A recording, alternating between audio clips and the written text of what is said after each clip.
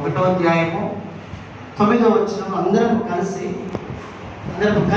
స్పష్టంగా బిగ్గరగా చదువుతాం. కలిసి మన ప్రభు అయిన యేసు క్రీస్తు వారు తన కుమారుని సహవాసమునకు మిమ్మును పిలిచిన దేవుడు నమ్మదగిన వాడు. మిమ్మును పిలిచిన దేవుడు నమ్మదగిన వాడు. ఇప్పుడు సహాయం కొరకు చిన్న ప్రార్థన చేస్తాను. ప్రేమాస్వరూపుడు అయిన మా ప్రియ పరలోకమందున్న తండ్రి, యేసు క్రీస్తు ప్రభు వారి యొక్క అతి శ్రేష్టమైన నామములో చెల్లిస్తున్నాను. దేవా, ఈ విడలంగా ఈనాటి పరిశుద్ధ ప్రభుదినంలో మీ సన్నిధిలో మేము చేరి నేను స్తుతించి ఆరాధించే దాని కొరకే మీరు మాకు అనుగ్రహించిన శ్రేష్టమైన ఈ యొక్క మాటను పెట్టుకున్నాను. ఇంతవరకు కీర్తన ద్వారా మీ నామాన్ని మేము మహిమపరచాము, నేను స్తుతించాము, నేను శ్లాఘించి పూజించాము. తిరిగి ప్రభు ఆరాధించే దాని కొరకే మీరు మాకు ఇచ్చిన నేను పాల్గొనుకుంటున్నాను. జ్ఞాపకం తీసుకోండి. చేరువచ్చిన ప్రతి ఒక్కరూ ఆత్మతో సత్యముతో ఆరాధించడానికి దయచూపించాలి. దాసులను జ్ఞాపకం చేసుకోండి. ఇసులో చాటును మరుగుపరచు, పాత్రగా పనిముట్టుగా నిలవబెట్టి ఈ బిడ్డలకు అర్థమయ్యే ఇందులో బోధించగలిగే జ్ఞానం నీవు నాకు అనుగ్రహిస్తే తప్ప నేను బోధించలేదని కోరుకుంటున్నాను. కాబట్టి నా నోటికి నీవే ఊరగా ఉండి నీ ప్రజలతో నీవే మాట్లాడమని ప్రార్థిస్తున్నాను. దేవా, సమయంలో చేరువచ్చిన వారిని బట్టి పత్రములు చేస్తున్నాం. ఆయన తండ్రి, ఇంకా ఎవరైతే రానై ఉన్నారో వారందరినీ నడిపించి ఎవరు కూడా ప్రభుదినాన్ని తండ్రి పోగొట్టుకున్నాం. మీ సన్నిధిలో ఒక్క దినము గడుపుతారు, ఏ దినముల కంటే శ్రేష్టంగా రాయబడి. కాబట్టి ఆ సత్యాన్ని మీ ప్రజలు ఎరుగువారై ఉండి గ్రహించిన వారై ఉండి మీ సన్నిధిని రాగలిగే దాని కొరకై వారు మీరు ప్రోత్సహించి వేడిని నడిపించారు. ప్రభావ మరి మేము గడిపే సమయం అంతా కూడా మీరు జీవనకరంగా చేయమని మహిమ ఘనత స్తుతి ప్రభావములు నీకే ఆలోపన చేసుకోవచ్చు. యేసుక్రీస్తు ప్రభు వారి యొక్క ఘనమైన శ్రేష్టమైన నామములో స్తుతించి ప్రార్థన చేసి అడిగి విడుచున్నాము తండ్రి, ఆమేన్.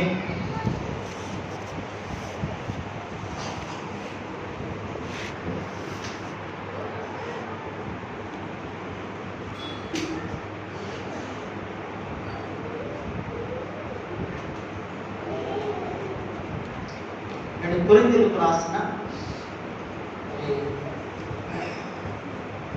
మొదటి పత్రిక 1వ అధ్యాయము 9వ వచనము మనం అందరం కలిసి చదువుకున్నాము. అక్కడ రాయబడిన మాట ఏంటంటే, ఒకసారి మన ప్రభు అయిన యేసు క్రీస్తు మిమ్మును పిలిచిన దేవుడు నమ్మదగిన వాడు. అంటే మనల్ని పిలిచిన దేవుడు ఎవరంటే ఆయన నమ్మదగిన వాడు.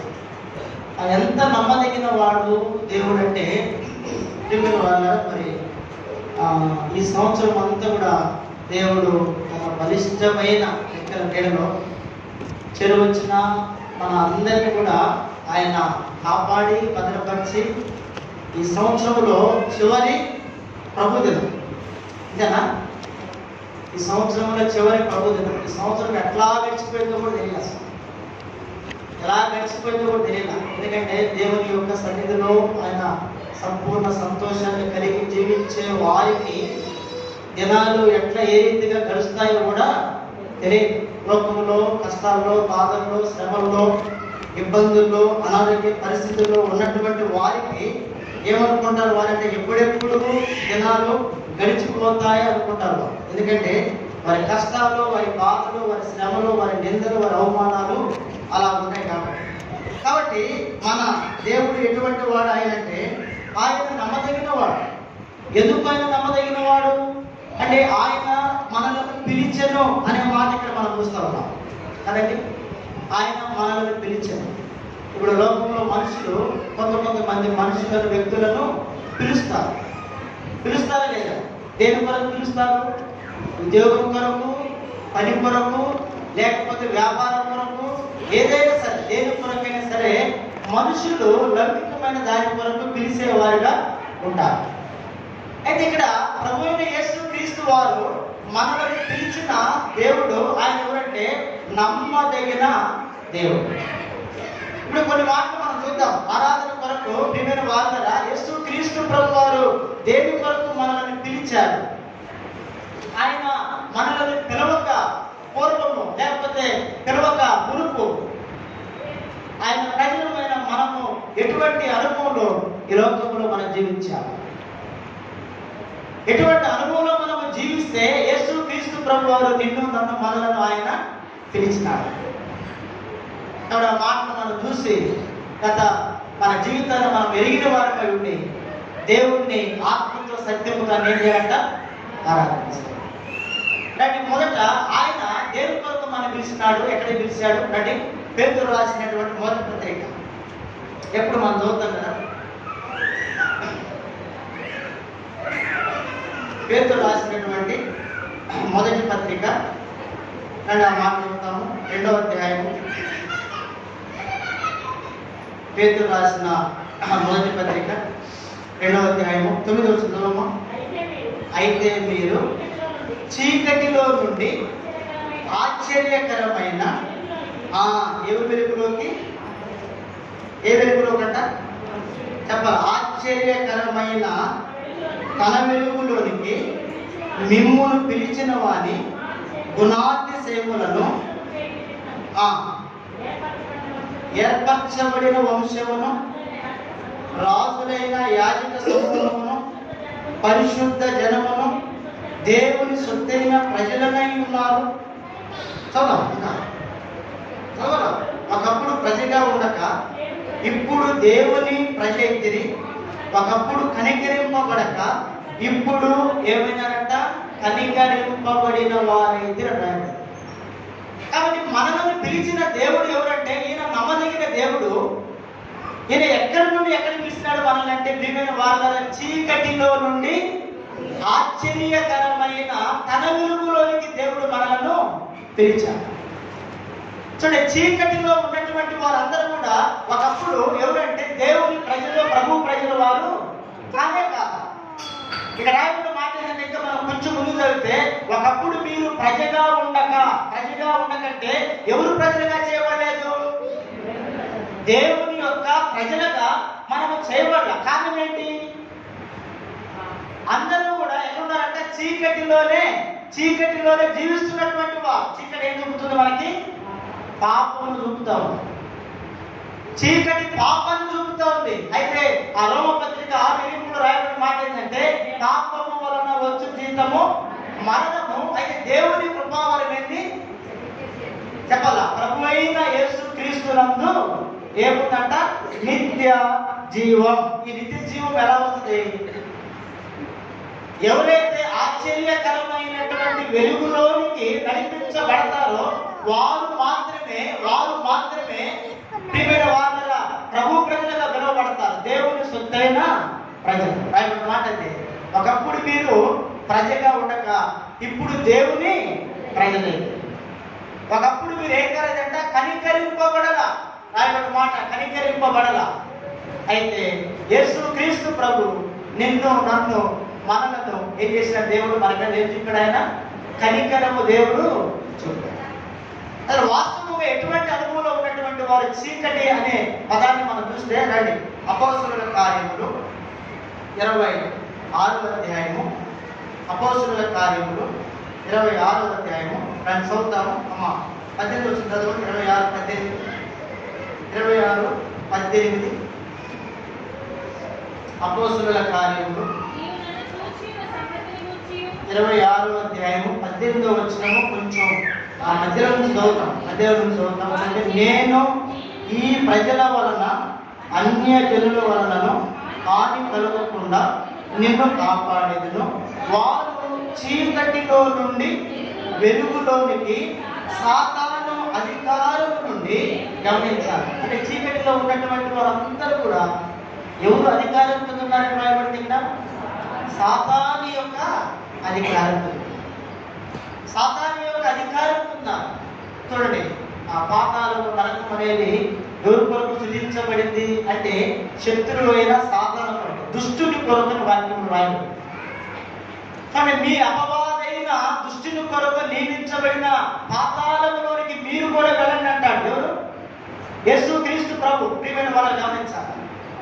అయితే దేవుడు ఎంత ప్రేమ కలిగిన దేవుడు కాకపోతే మనలను పిలిచిన దేవుడు ఎవరంటే ఆయన నమ్మదగిన వాడు. ఎందుకు నమ్మదగిన వాడు ఆయన అంటే చీకటిలో ఉన్నటువంటి వారైన మనలను తన ఆశ్చర్యకరమైన వెలుగులోనికి దేవుడు ఏం చేసినాడు చెప్పాలా? పిలిచాడు దేవుడు. దేని కొరకు? ఆయన గుణాతిశయములను ప్రచురము చేయటానికి. ఆయన గుణాతిశయములను ప్రచురించే దాని కొరకు యేసు క్రీస్తు ప్రభు చీకటిలో ఉన్నటువంటి వారిని ఆశ్చర్యకరమైన వెలుగులోనికి ప్రభు నడిపించాడు. ఇది ఈరోజు మన ఆరాధన ఏంటి అంటే, ప్రభువా ఒకప్పుడు నేను కూడా ఎలా ఉన్నాను? చీకటిలో సాతాను యొక్క అధికారం కింద ఉండబడిన వాడిని. అయితే నీవు నన్ను ప్రేమించి నీవు నమ్మదగిన వాడవై ఉండి నన్ను ఏం చేసినావు? నీవు ఆశ్చర్యకరమైన నీ వెలుగులోనికి ప్రభువు నన్ను పిలిచినావు. ఒకప్పుడు నేను నీ ప్రజగా ఉండలేకపోయా. ఈనాడు నేను నీ సొత్తైన ప్రజలు, నీ సొత్తైన ప్రజలు. ప్రభు ఒకప్పుడు నేను కనికరింపబడినా, ఈనాడు నేను ఏమైనాను? కనికరింపబడింది. దీనిని బట్టి నేను నీకు ఏమి ఇవ్వగలను ప్రభు? ఏమైనా ఇవ్వగలమో ప్రభుకి మనం అంటే ఒక ఆరాధన తెప్పించే ప్రభుకి మనం ఏమి ఇవ్వము. కాబట్టి ఒకటి, మనల్ని పిలిచిన దేవుడు దేని కొరకు పిలిచినాడంటే ఆయన ఆశ్చర్యకరమైన తన వెలుగులోనికి దేవుడు మనల్ని పిలిచినాడు. ఒకప్పుడు మన స్థితి ఏంటంటే చీకటిలో సాతాను యొక్క అధికారం కింద జీవించిన వారు. అది ఒకప్పుడు మన స్థితి.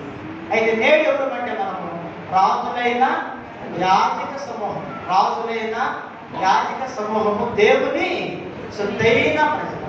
దీన్ని బట్టి ఒకటి ప్రభుని ఆరాధించాలి. ఇది మొదటి మాట. రండి రెండవది చూస్తాం. రెండవది కొరింథీయులకు రాసిన రెండవ పత్రిక, రెండవ మాట. కొరింథీయులకు రాసిన మొదటి పత్రిక, కొరింథీయులకు రాసిన మొదటి పత్రిక కానీ చదువుతాము. 7వ అధ్యాయం 15వ వచనంలో, 7వ అధ్యాయం 15 చదువుతుంది. అయితే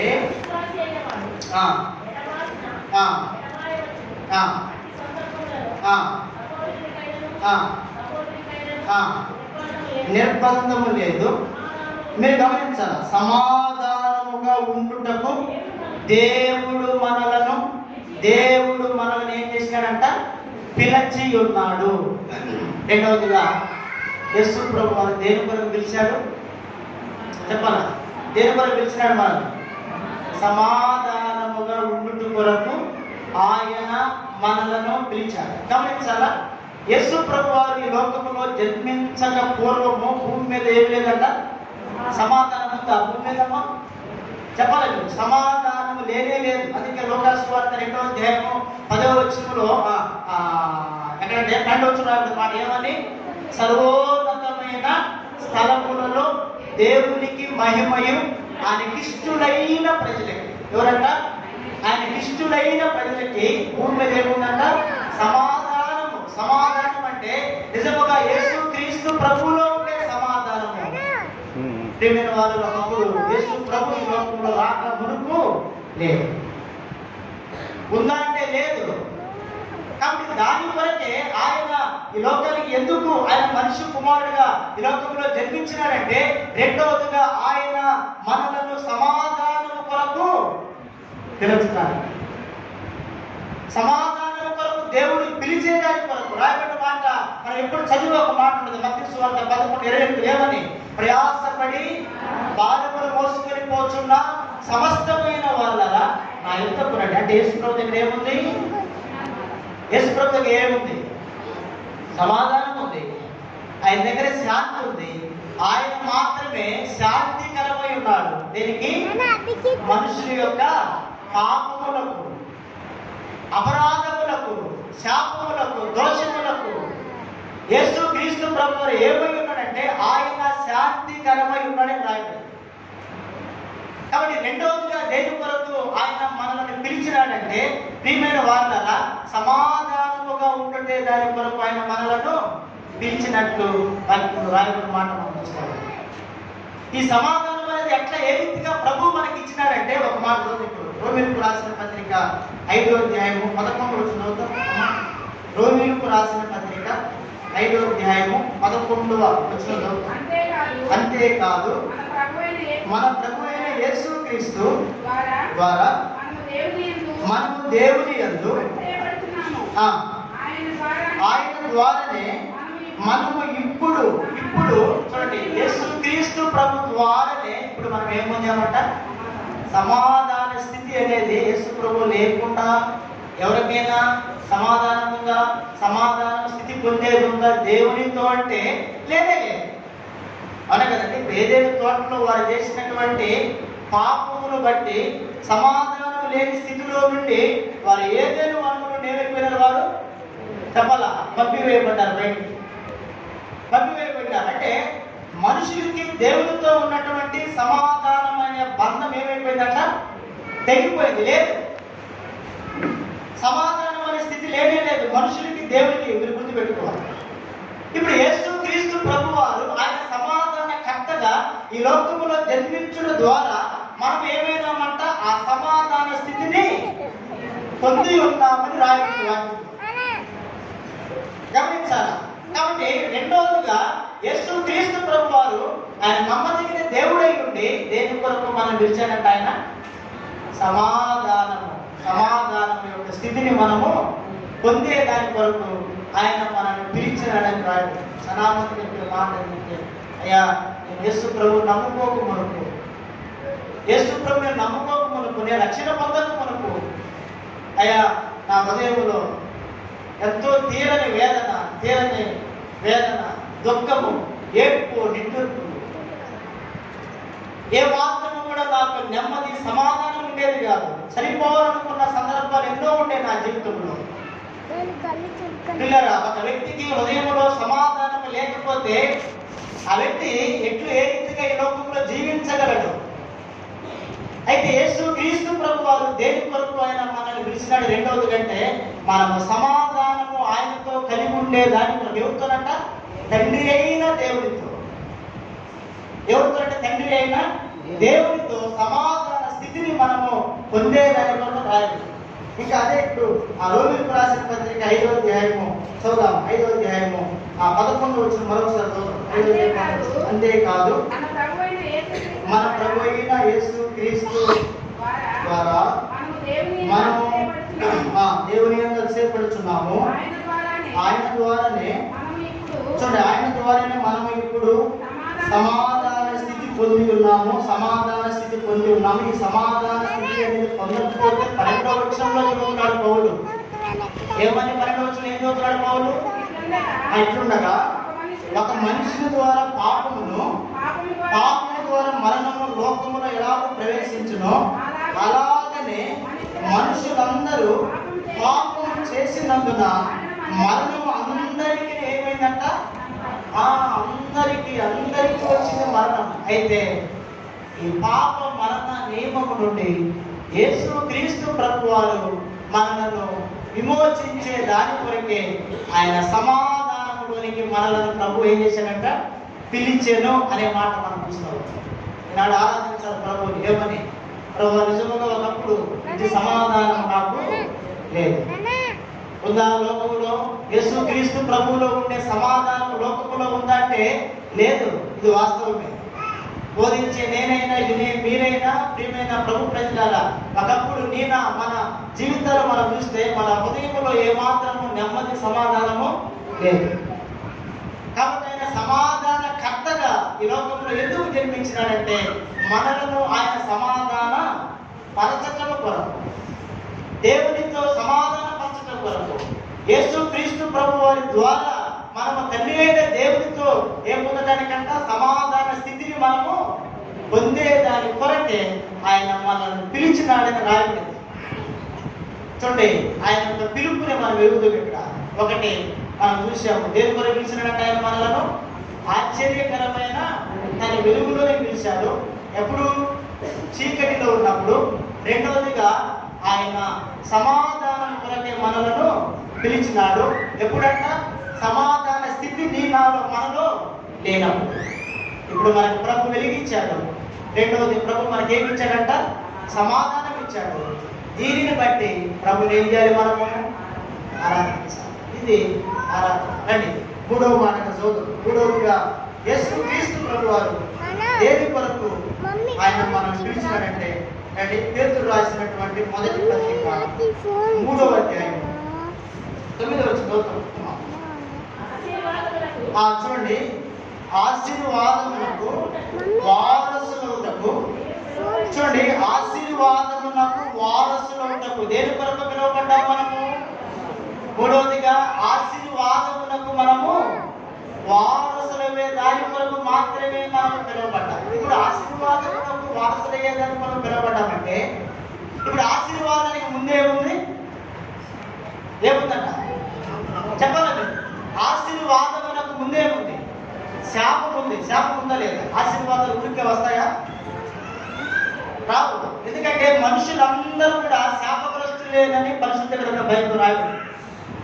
మీరు గమనించాలి, ఈ శాపం నుండి ఒక మనుషుడు విడిపించబడితేనే తప్ప ఆ వ్యక్తి ఆశీర్వాదములకు ఏం కాలేడు, వారసుడుగా చేయబడలేడు. వాక్యంలో రాయబడింది. రండి గలతీయులకు రాసిన పత్రిక 3వ అధ్యాయము, గలతీయులకు రాసిన పత్రిక 3వ అధ్యాయము 14వ వచనం చదువుతాం. ఆత్మను గూర్చిన వాగ్దానము విశ్వాసము వలన మనకు లభించినట్లు అబ్రహాము పొందిన ఆశీర్వచనము క్రీస్తు యేసు ద్వారా అన్యజనులకు కలుగుటకై. ఎవరు కలగడానికంట? బయట కూర్చోబెట్టండి దయచేసి. ఏమనుకోవద్దు దయచేసి. పిల్లలు బయట కూర్చోబెట్టండి. ఎవరైనా పిల్లలు మందిరంలో తిరగలేదు, ఇక సహించేది లేదు. పిల్లలు మాత్రం మందిరం తిరగవద్దు దయచేసి. ఎవరైనా పిల్లలు మిమ్మల్ని డిస్టర్బ్ చేస్తే మీరు బయట కూర్చోండి. ఎందుకంటే పిల్లల నుండి వాక్యం కూర్చున్నప్పుడు విశ్వాసుల దృష్టి కూడా మళ్లించబడతాము. మీ పిల్లలకి చూస్తున్నారు అందరూ. పిల్లల్ని దూరం పెట్టమని కాదు చెప్పేది, పిల్లలకి తెలియదు వాళ్ళకి. ఎందుకంటే చిన్నపిల్లలు కాబట్టి తెలియదు. మనమే కొంచెం వారికి నేర్పుతూ చెప్పాలి. చిన్నపిల్లలు తెలియదు కాబట్టి. రండి మూడవ మాట. ఇప్పుడు మనం ఎక్కడ చదివాము? గలతీయులకు రాసిన పత్రిక 3వ అధ్యాయము. ఆత్మను గూర్చిన వాగ్దానము విశ్వాసము వలన మనకు లభించినట్లు అబ్రహాము పొందిన ఆశీర్వచనము క్రీస్తు యేసు ద్వారా. మీరు గమనించాలి, ఇప్పుడు ఈ ఆశీర్వాదం అనేది ఎవరి ద్వారా మనకు కలుగుతూ ఉంది? యేసు క్రీస్తు ప్రభు ద్వారా ఈ ఆశీర్వాదం మనకు కలుగుతుంది. గమనించాలండి. అంటే అబ్రహాము ఏ ఆశీర్వాదం అయితే పొందాడో, ఇప్పుడు అదే ఆశీర్వాదం అన్ని జనులమైన మనకి కలిగే దాని కొరకు ఇప్పుడు యేసుక్రీస్తు ఏమయ్యాడు? ఇక్కడ ఏమయ్యాడంట? ఆయనే మన కొరకు ఏమిగా మార్చబడ్డాడు? ఆయన శాపముగా మార్చబడ్డాడు. మీరు గమనించాలా, నిజముగా ప్రియమైన ప్రభు ప్రజలారా, ఆ శాపములో ఉంది ఎవరంటే నీవు నేను మనం. శాపములకు తగినటువంటి ప్రతిఫలం కూడా ఎవరు అనుభవించాలి? ఎవరు అనుభవించాలి? మనమే అనుభవించాలి. అవునా కదా? ఇంగ్లీష్ మూవీ ఒకటి ఉంది, గాస్ట్ ఆఫ్ ది క్రైస్ట్ అని ఏదో మూవీ ఒకటి ఉంది.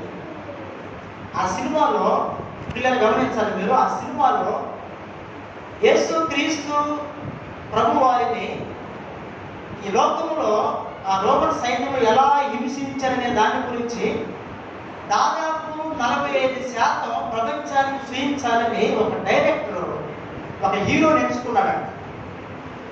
యేసు క్రీస్తు ప్రభువులా, అంటే మన ఫోటోలు ఉంది కదా ప్రభు ఫోటోలు, అలాగా ఎవరున్నారు ఏంటని చూస్తే ఒక వ్యక్తి ఉన్నాడు.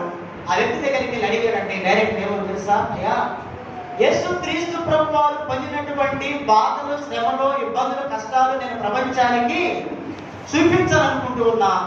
ఆ పాత్రకి నువ్వు కరెక్ట్గా సరిపోతావు, కాబట్టి నువ్వు యాక్టింగ్ చేస్తావు అని అడిగాడు ఆ హీరో. అడిగితే ఆ హీరో చెప్పిన మాట ఏంటంటే, లేదు లేదు, నేను యేసు ప్రభు ఎవరో నాకు అసలు తెలియదు, ఆయన గురించి నాకు తెలియదు, కాబట్టి నేను ఆ పాత్ర వేయలేను, దయచేసి నన్ను క్షమించండి అని చెప్పి హీరో అంటే, డైరెక్టర్ మరలా వెళ్ళి లేదు లేదయ్యా, నువ్వు తప్పనిసరిగా ఎలాగైనా నువ్వు చేయాలి. యేసు ప్రభువు గురించి నేను ప్రపంచానికి ఆయన పడినటువంటి బాధలు నేను చూపించాలనుకుంటున్నాను, తప్పనిసరిగా నువ్వు చేయాలి అంటే ఆ హీరోవు నేను మళ్ళా నీకు చెబుతాను, ఆలోచించుకొని చెప్పాడు. సరే, కొంతమంది హీరోలతో అతను మరి మాట్లాడిన ఇది పరిస్థితి అంటే వాళ్ళు చెప్పినారు, ఇది క్రిస్టియన్ ఫిల్మ్ కాబట్టి ఇందులో నువ్వు యాక్టింగ్ చేస్తే నీకు మరల అవకాశాలు రావు, దయచేసి ఈ సినిమా చేయటం ఒప్పుకోవద్దు అని చెప్పారు. సరే, మళ్ళా డైరెక్టర్ వచ్చాడు. ఏంటయ్యా ఏం ఆలోచించావు ఏంటంటే, లేదు సార్ నేను చేయలేదంటే, లేదు నువ్వు తప్పనిసరిగా చేయాలి, నువ్వు చేయగలవు అని చెప్పేసి ఆ డైరెక్టర్ ఆ హీరోతో మాట్లాడటం జరిగింది. సరే, ఏది ఏమైనా యేసు ప్రభువు గురించి ఆ వ్యక్తికి తెలియదు. సరే, ఆ వ్యక్తి ఆ మూవీ చేయడానికి ఇష్టపడ్డాడు. ప్రియమైన వాళ్ళ సరే అంతా బాగానే ఉంది. ఇక్కడ షూటింగ్ వెళ్ళారు. యేసు ప్రభువుని కట్టేసి కొరడాలతో కొట్టే సీన్ అన్నమాట. అంటే ఆయన శరీరం అంతా మెటల్ సీట్ వేశారు. రోమన్ కొరడాకి 4 శాఖలు ఉంటాయి. ఒక కొరడాకి ఒక్కొక్క శాఖకి 4 గాలం ఊళ్ళు ఉంటాయి.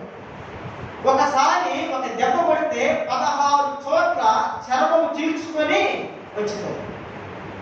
గమనించాలి, ఆ హీరోకి ఒంటి నిండా మెటల్ సీట్ వేసారంట. అతను కట్టేశారు యేసు ప్రభు లాగా.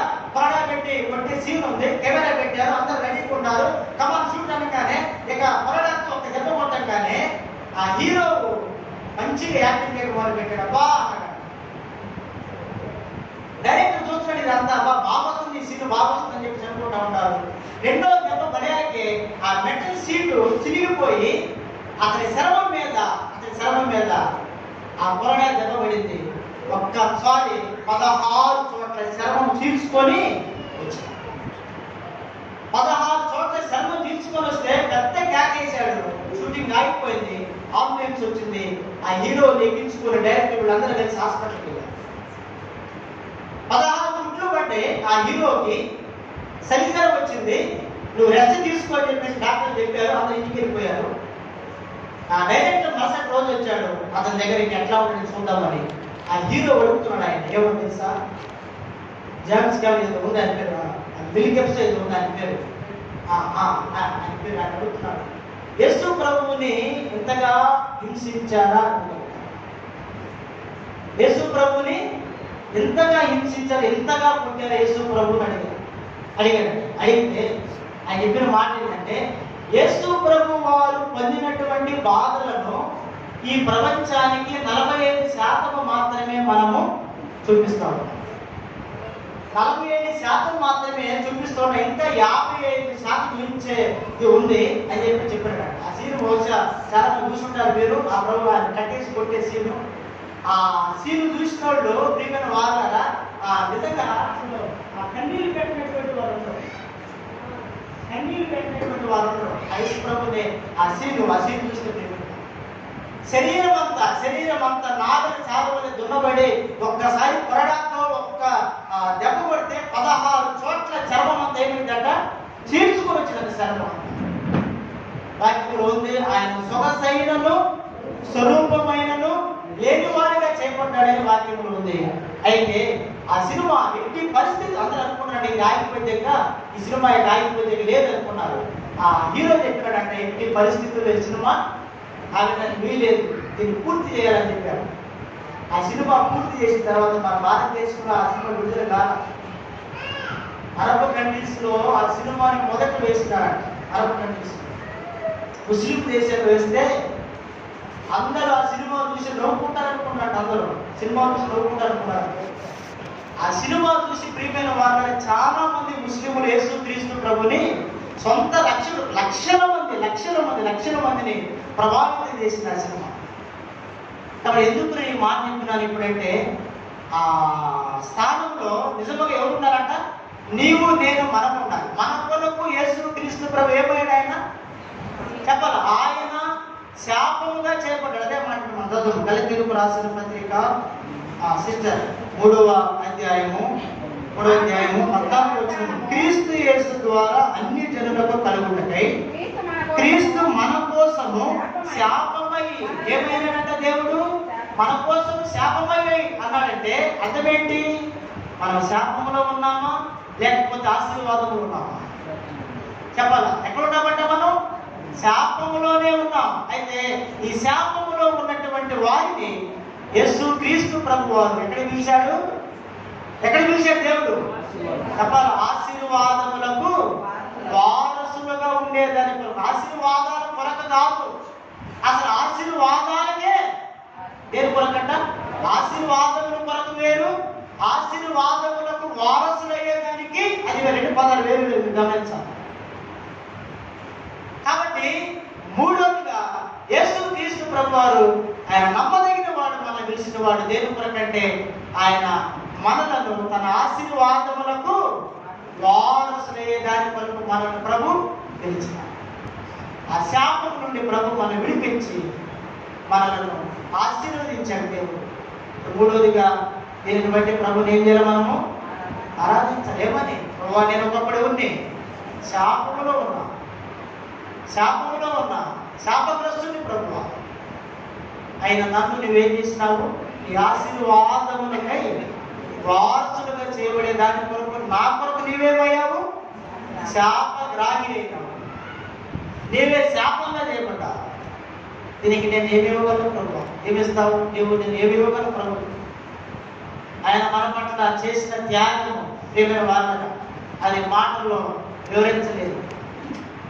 యేసు ప్రభు వారి శరీరం అంతా చూడటానికి సులభం కూడా లేదంట రాయబడిన మాటలు. ఆయన చూడబడని వారికి చేయబడ్డాడు రాయబడిన మాటలు. కళ్ళతో కూడా చూడలేనంతగా కొట్టారు దేశంలో. దేని కొరకంటే శాపములో ఉన్న మనలను విడిపించి ఆశీర్వాదములకు వారసులుగా చేయడం. ఇది మూడవ మాట. ఒకటి, దేని కొరకు పిలిచాడు దేవుడు? చెప్పాలి, ఆశ్చర్యకరమైన వెలుగులోకి పిలిచాడు. రెండవది, దేని కొరకు పిలిచాడంట? సమాధానం ఉండేదాని కొరకు పిలిచాడు. మూడవది, దేని కొరకు పిలిచాడు? ఆయన ఆశీర్వాదములకు వారసులుగా ఉండటానికి ప్రభు మనలను పిలిచాడు. ఒకటి, చీకటిలో ఉన్నాము. రెండవది, అసమాధానంలో ఉన్నాము. మూడవది ఏంటంట? శాపంలో ఉన్నాము. ఇది మన స్థితి. ఒకప్పుడు రండి నాలుగవ మాట. నాలుగవదిగా దేని కొరకు ఆయన మనం పిలిచినాడంటే కొరింథీయులకు రాసిన మొదటి పత్రిక 1వ అధ్యాయం 9వ వచనం సిస్టర్. 1వ అధ్యాయం.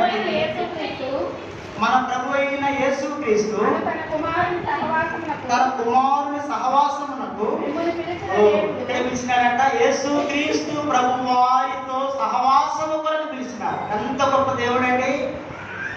మనుషులతో సహవాసం చేస్తారు కానీ మనుషులు దేవుడితో సహవాసం చేస్తారా? ఒకవేళ మనుషులకి ఆశ ఉంటే ఉండొచ్చు, కానీ దేవుడు అనుకుంటాడా? నేను పరలోకాన్ని విడిచి భూలోకానికి వచ్చి మనుషులతో నేను ఏం చేయాలనుకున్నాడు? దేవుడు సహవాసం చేయాలని అసలు ఏ దేవుడైనా కోరుకున్నాడు అట్లా? చూడండి, ఆయన ఎంత నమ్మదగిన దేవుడు కాకపోతే మహామహిమలో కోటాను కోట్ల దేవదూతల మధ్య నిత్యము పరిశుద్ధుడని ఆరాధించబడే గొప్ప దేవుడు పాపులైనటువంటి మనుషులతో పాపం నుండి విడిపించే వారితో సహవాసం చేసే దాని కొరకు ఆయన లోకానికి దిగి వచ్చినాడు. దేని కొరకు తెలుసా? దేని కొరకంట? ఆయనతో మనము సహవాసము చేయగలం. ఆయనతో సహవాసం చేయగలిగితే అప్పుడు ఎట్లా ఉంది మన సహవాసం? ఉంది కదా వాక్యము, దుష్ట సాంగత్యము. అంతేనా? రాయబడిన ఒక మాట చదువుదాం సిస్టర్. రండి. కొరింథీయులకు రాసిన మొదటి పత్రిక 15వ అధ్యాయం 33వ వచనం చదువుదాం. 15వ అధ్యాయం 33వ వచనం. మోసపోకుడి, దుష్ట సాంగత్యము ఏం చేసిందంట? దుష్ట సాంగత్యం అంటే ఏంటి? దుష్టునితో ఏం చేయమంట? కలిసి జీవించటం అని అర్థం. కీర్తన 1:1 ఎప్పుడు ఏమని? దుష్టుల ఆలోచన చొప్పున నడవకంటే ఏంటి అర్థము? అంటే మనుషులందరూ కూడా ఏ ఆలోచన కలిగి ఉన్నారు? దుష్ట తలంపులే, దుష్ట ఆలోచనే. దుష్టుల ఆలోచన చొప్పున నడవక పాపుల మార్గమున నిలవక అపహాసకులు కూర్చుండ కంటే చెప్పాలి మీరు ఎవరి బ్యాచ్ అంట? సాతాను యొక్క సైన్యం. మీరు చెప్పండి. సాతాను యొక్క ఉరిలో వీళ్ళందరూ ఏమైనారు? బంధించబడినటువంటి వారు. సాతాను యొక్క ఉరిలో బంధించబడినటువంటి వారు. వారికి తెలియదు సాధు సుదర్శన మాట చెప్తారు. నీళ్ళలో మునిగినంతసేపు నీళ్లు బరువు మనకి తెలియదు. తెలిసిందా? వినాలి. మనము కాలంలో కానీ నదిలో కానీ సముద్రంలో కానీ మునిగామనుకోండి, మునిగితే మన పైన ఎన్ని నీళ్ళు ఉంటాయి చెప్పండి. అర్థమవుతా చెప్పేదమ్మా? మీరు అర్థమైందా? ఎన్ని నీళ్ళు ఉంటాయి మునిగితే? ఆ నీళ్ళని మన పైన ఉంటే అది నీళ్ళ పైన మనం ఉంటాం. చెప్పండి. ఉంటారా నీళ్ళ పైన? పేతురులాగా నడవటం నీళ్ళ మీద. పేతురులాంటి అయినా 4 అడుగులు వేసి ఏమైపోయాడు? గాలి చూసి మునిగిపోసాయి అనే మాట రాయబడి గమనించాలి. సాధు సుందర్ సింగ్ చెప్పిన మాట మంచి మాట తెలుసు. ఆ నీళ్ళతో మునిగినంత సేపు అంట ఆ నీటి యొక్క బరువు వారికి తెలియదు. అదే పైకి వచ్చి ఒక బిందెతో నీళ్లు తీసుకుంటే, ఒక బిందె నీళ్లు తీసుకుంటే ఆ నీళ్లు కూడా వ్యక్తి ఏం కాదంట పోయినాడంట, బరువే. బిందె నీళ్లు బరువుగా ఉన్నాయి. కానీ సముద్రంలో మునిగితే, నదిలో మునిగితే, కాలంలో మునిగితే పైకి ఉన్నటువంటి నీళ్లు వారికి ఏమనిపిస్తుందంట? బరువు అని. పాపం కూడా అంతేనంట. ఒక వ్యక్తి పాపంలో ఉన్నంత కాలము ఆ పాపం అతనికి ఎలా ఉండదంట? బరువుగా ఉండదు. ఇది పాపముగా ఉండదు. నేను దృష్టికి సంబంధించి కాదు, నేను బాగానే ఉన్నా, నా మార్గం బాగానే ఉంది, నా సహవాసం బాగానే ఉంది, నేను బాగానే ఉన్నానుకుంటాను వాస్తవంగా. అయితే వాక్యం ఏం సెలవిస్తూ ఉందంటే, దుష్ట సాంగత్యము ఏం చేసిందంట? మంచి నడవడికని చెడుపును రాయబడింది. మంచి నడవడికని చెడుపుని. ఇప్పుడు ఈ నడక చెరిగిపోతే ఈ నడక ద్వారా డైరెక్ట్ ఎక్కడ పోతుంది వ్యక్తి? చెప్పాలా? డైరెక్ట్ గా ఎక్కడ స్పీడ్ బ్రేకర్ కూడా ఉండవు. ఎక్కడ మనకన్నా స్పీడ్ బ్రేకర్ ఉండే రోడ్డు మీద, అవునా కదా? డైరెక్ట్ గా ఏంటంట? ఎక్కడ పోతారమ్మా? పాతగానే వెళ్ళిపోవటం. ఇంకా పాతగా వెళ్తే ఏ ట్రాఫిక్ ఏముండదు, ఏముండదు. ఇంకా డైరెక్ట్ గా వెళ్ళిపోవటం. ఇంకా కాబట్టి యేసు క్రీస్తు ప్రభు అటువంటి స్థితిలో ఉన్నటువంటి వారిపైన మనలను 4వదిగా ఆయన సహవాసము కొరకే మనల్ని ఏం చేశాడు? దేవుడు పిలిచి ఆరాధించాలి. ఈ రోజు నిజంగా ప్రభు, నిజంగా నేను ఒకప్పుడు నా సహవాసం అటువంటిది. అయితే ఆ దుష్ట సాంగత్యం నువ్వు నన్ను ఏం చేసినావు? విడిపించావు. నీతో సహవాసం కలిగి ఉండే దాని కొరకు నన్ను పిలిచావు, నన్ను పిలిచావు అని ప్రభువుని 4వదిగా మనం ఏం చేయాలంట? ఆరాధించాలి. ఇది 4వ పిలుపు. దేని కొరకు? యేసు క్రీస్తు ప్రభు వారితో మనం సహవాసము చేయాలి. ఇది 4. చివరికి 5 చూస్తాం. చివరికి 5గా ఆయన దేని కొరకు మనం పిలిచినాడు? చివరికి 5గా మనం చూద్దాం. కానీ మొదటి దశలోనికులకు రాసిన పత్రిక 4వ అధ్యాయము 7వ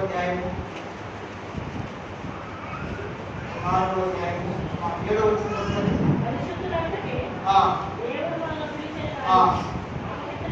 చూడండి, చూడండి. పరిశుద్ధులకే దేవుడు మనలను పిలిచెను గాని అని రాయబడిందంటే దేని కొరకు పిలిచాడు? ఎందుకైనా మనల్ని పరిశుద్ధులుగా ఉండే దాని కొరకే ప్రభు మనలను పరిశుద్ధులుగా ఉండటం. పరిశుద్ధుడు దేవుడు పరిశుద్ధుడు. ఆయన నివసిస్తున్న స్థలము కూడా ఎటువంటిదంట? పరిశుద్ధ స్థలము. ఆ పరిశుద్ధుడైన దేవుడు పరిశుద్ధ స్థలములో మనము కూడా ఉండాలి అంటే ఈ లోకములో మనం ఏమై ఉండాలంట? ఏమైందంటే మనము పరిశుద్ధులముగా చేయబడితేనే తప్ప ఆ పరిశుద్ధ స్థలములోనికి మనకేమి లేదు, ప్రవేశము లేదు. ఆరాధన చేస్తాం కదా మనం. ఏమని ప్రభువా, ఈ లోకయాత్ర సాధిస్తే ఈ రాజ్యములో ఉండగలుగుతానని ఏమిచ్చావు? ఏ నిరీక్షణ? శుభప్రదమైన. అంత బాగా ఆరాధన చేస్తారు కదండి. ప్రభువా, ఈ లోకయాత్ర సాధించిన తర్వాత ఈ రాజ్యములో ఉండగలుగుతానని శుభప్రదమైన నిరీక్షణ. ప్రభు అని వేయించావు, నాకు కలగజేసి. నిజమేనంటారా? ఎవరు ఆ రాజ్యములో ఉంటారు, ఆ పరిశుద్ధ స్థలంలో ఉంటారు అంటే ఎవరైతే పరిశుద్ధులుగా చేయబడతారో వారు మాత్రమే, ఎవరంట? పరిశుద్ధులుగా చేయబడతారో వారు మాత్రమే ఆ పరిశుద్ధుడైన దేవుడు నివసించే ఆ పరిశుద్ధ స్థలములో వారికి ఏముంది? ప్రవేశం ఉంది. వారికి ప్రవేశం ఉంది. ఐదవదిగా అపవిత్రులైనటువంటి వారిని దేవుడు పరిశుద్ధతలోనికి పిలిచాడు. ఒకప్పుడు మన జీవితం అది ఏ మాత్రం నేను నాలో మనలో ఏమి లేదంట, పరిశుద్ధత లేదే లేదు. నిజమే, మాటలో పరిశుద్ధత లేదు, నడకలో పరిశుద్ధత లేదు, చూపులో పరిశుద్ధత లేదు. ఏమైనా వార్తలు అన్ని విషయాల్లో కూడా ఏ మాత్రం కూడా పరిశుద్ధత అనేది లేదు. అందరూ కూడా అపవిత్రులమే. ఆయన మనలను యేసుక్రీస్తు ప్రభువారు ఆయన విడిచిపెట్టాల. ఆయన విడిచిపెడితే ఏమైపోతాం? మనము నిత్య నరకాగ్నికి మనం ఏమైపోతామంట? అవుట్ అయిపోతాం. అయితే దేవుడు మన పట్ల ఆయన ఎంతో ప్రేమ కలిగి ఉన్నాడు కాబట్టి, మనలను పిలిచిన దేవుడు నమ్మదగిన వాడు కాబట్టి, ఐదవదిగా ఆయన పరిశుద్ధులు అవటానికే ప్రభు మనల్ని పిలిచాడు కానీ మరి దేని కొరకు ఆయన కానీ. దీన్ని బట్టి ప్రభు ఏం చేయాలి? ఇప్పుడు మనము ఆరాధించాలి. ఒకటి, ప్రభువా నన్ను ఆశ్చర్యకరమైన